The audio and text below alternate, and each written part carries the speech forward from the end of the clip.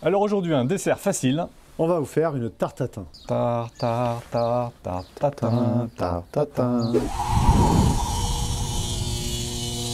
Alors en fait, cette idée de tarte tatin, elle est venue lors de notre dernière vidéo où on avait fait des gigots d'agneau, rappelez-vous. En dessert, tu nous avais fait une petite tarte tatin comme ça. Vite fait, là. Vite fait, sur le pouce. Et quand j'ai vu le résultat, j'ai dit, ça, faut qu'on le tourne en vidéo. Surtout que la recette est hyper simple. Voilà, c'est ça. Il n'y a pas de prise de tête, vous allez voir, j'utilise pas de verre à mesure. Je fais tout au pifomètre, donc vous allez voir cette tarte tatin qu'on va faire. On va vous donner quelques règles quand même. Mais... Oui, quelques règles à respecter, mais vraiment, elle est très simple. Première chose à faire, Laurent. Première chose, des pommes. Donc il faut prendre des pommes fermes, non fondantes, puisque à la cuisson, évidemment, il faut que les pommes se tiennent. Donc vous avez les Pick Lady, là j'ai pris des Gold Rush. Vous avez des Canada, donc voilà, vous avez différentes sortes de pommes. Il faut qu'elles soient bien fermes pour éviter qu'elles fondent en compote. Ensuite, il faut un moule. Donc vous voyez, là, on a pris un moule de 30 cm. 28 cm. 28 cm. Vous pouvez prendre plus petit, mais plus c'est grand, plus il y a de plaisir, hein, forcément. Donc voilà. Et pour un moule de 28 cm, je prends 9 pommes. Donc 9 pommes. 9 belles pommes quand même. Ouais, 9 belles pommes. Alors il faut qu'elles soient uniformes. Vous allez voir dans la recette, 9 pommes. Je vais pouvoir à peu près en mettre au début 7 pommes. Et il me reste toujours des quartiers de pommes qu'on va mettre au fur et à mesure de la cuisson parce que ça va réduire. Et pour bien remplir la tarte tatin, pour avoir une belle forme, on se garde toujours une ou deux pommes de plus pour venir combler les trous. Et là. Et du beurre, donc du beurre de Normandie doux. Voilà, du beurre, du sucre. Un petit peu de sucre. Alors effectivement, il y a deux étapes. Il y a une première étape qui va se faire, que vous pouvez faire chez vous sur votre feu. Sur le feu, hein, tout simplement. Que nous, on va faire sur le barbecue Napoléon. Hein, on va préparer ce que tu dis, là, on va faire la partie un petit peu caramel. Et une deuxième étape qui est la cuisson qui va durer une vingtaine de minutes. Oui, une vingtaine de minutes. Que vous pouvez faire dans votre four et que nous, on va faire dans le four alpha, donc four à pizza, four à bois. Donc là, c'est un four gaz. Hein. Moi, je vais essayer de reproduire et de voir si j'arrive à faire la même tarte que toi. Donc sous tes ordres.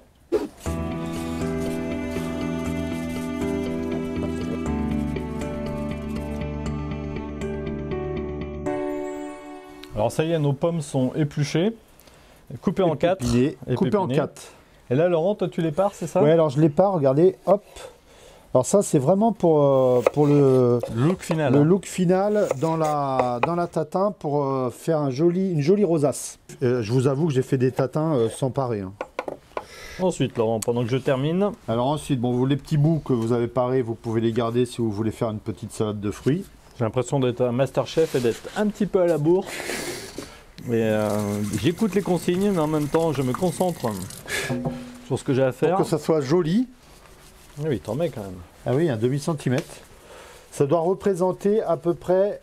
Alors j'avais à peu près pesé, ça doit représenter 125 grammes à 130 grammes de sucre. Écoute Laurent, je vais essayer de faire pareil. Hein. Allez. Oui, c'est très bien.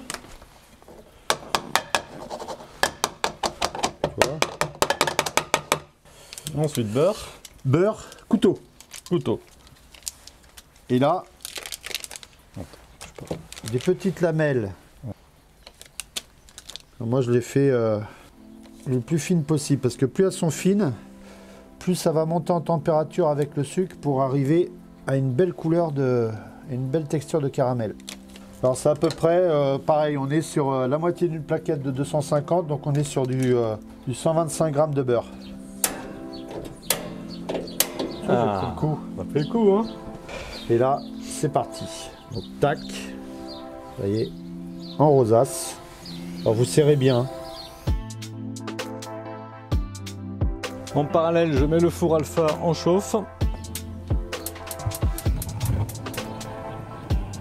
Donc là, vous voyez, on commence, on est quand même à 260 degrés. Je fais le caramel au pifomètre. Hein. Bon, les puristes vont le faire à la sonde. Moi, je le fais au pifomètre. Et quand je commence à voir que ça monte en température et la couleur du caramel venir, c'est là où je retire mon plat et je vais mettre ma pâte brisée pour le passer dans le four. Donc là, bien sous la flamme.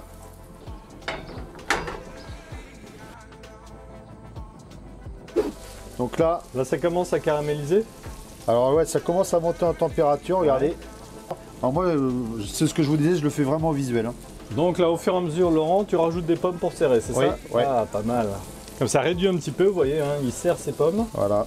Alors, regardez bien en dessous, on a enlevé les déflecteurs hein, sur le Napoléon Ouais. pour que ça prenne directement la flamme. Exactement. Grosso modo, il faut à peu près une vingtaine de minutes pour que ça prenne une belle couleur de caramel. Ça envoie quand même, on est à plus de 200 degrés hein, sous le moule. Donc là, on va l'arrêter. Alors on arrête le feu. Et là, hop.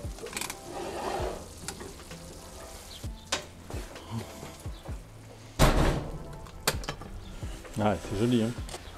Donc ensuite, on prend une tarte... Une pâte brisée, pâte épaisse. Voilà, vous centrez. Comme ça. Et là, après, regardez, vous allez... On insère dedans. Ouais, vous l'insérez dedans.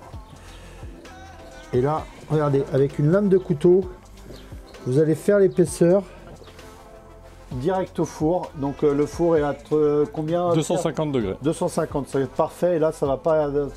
Le tout, c'est juste de colorer la pâte, puisqu'après, la tarte tatin, on va la renverser. Donc c'est juste pour colorer la pâte.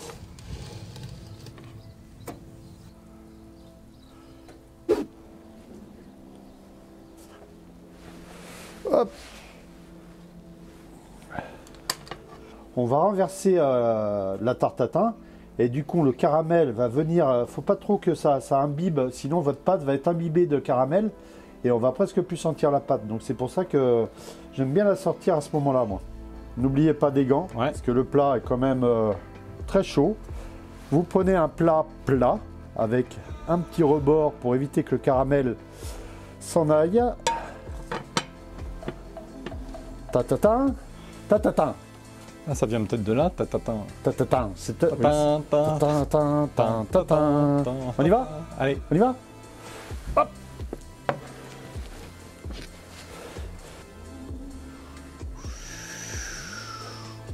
Ouh, c'est joli quand même.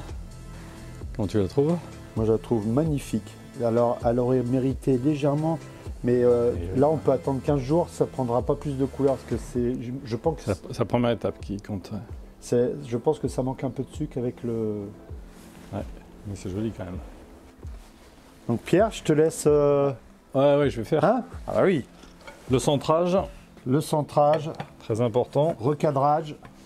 Il faut être un geste rapide. Oui. Ok, super, j'ai bien centré. Magnifiquement centré, tout ça. Mais elle est belle quand même. C'est pas une question de laisser, c'est une question dès le départ entre le sucre et le beurre. c'est ça. La c'est fusion ça. entre le oui. C'est ça, c'est qu'on n'a pas... C'est la caramélisation, quoi. Ouais. Donc voilà, on a deux belles tartes tatin. Elles sont moins colorées que celles que tu avais fait pour une raison, Laurent. Alors pour une raison, c'est qu'on n'a pas mis assez de sucre par rapport au beurre.